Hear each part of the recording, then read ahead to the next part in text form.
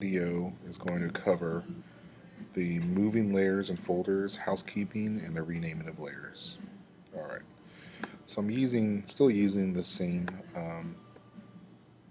format that I was earlier. I'm going to actually try to shrink this out just a little bit so you can see better. Go this way with it. Alright. I'm going to pull this up so you can see this better. Really don't need that much space for my swatches, but it's not shrinking, so we'll work with this. Okay, so changing the name of, well, actually moving layers and folders and then renaming layers is last. So if you ever need to move a layer, all you have to do is simply click on it and pull it. Okay.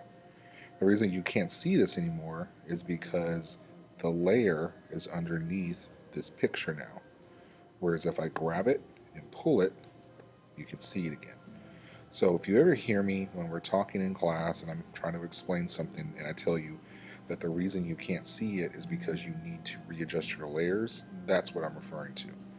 Okay, so the layers, they're all movable. All you have to do is grab it and you can see it light up blue, and that's moving it. Okay, now when you're working with a project that can have a lot of layers, and sometimes you will, and I think the magazine cover that you're going to do is going to be the first project where you have somewhat of a lot of layers.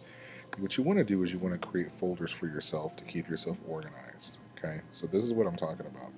This little guy right here obviously looks like a folder, and that's what it is. If you click on it, it says group 1.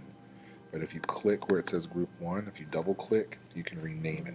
So you could name it, this is what I always do. If I have a bunch of text, I just create a folder for the text. And I grab the text and I throw it into that folder. So that way I don't have 5 or 6 different layers of text laying around where I could easily get confused with what they are.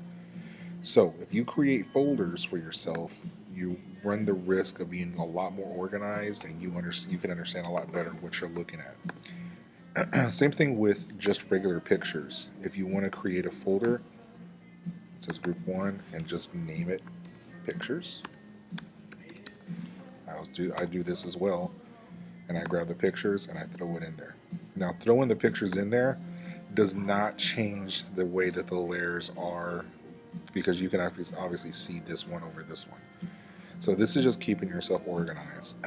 And by the looks of a lot of your guys' desktops, you really don't organize very well whatsoever. Okay, so that's going to be a number one thing that's going to trip you up with this project, is not being organized, because you have to stay organized, because you are going to have a lot of pictures, you're going to have a lot of text in this particular project. Okay, so just heed my advice and keep yourself organized with it.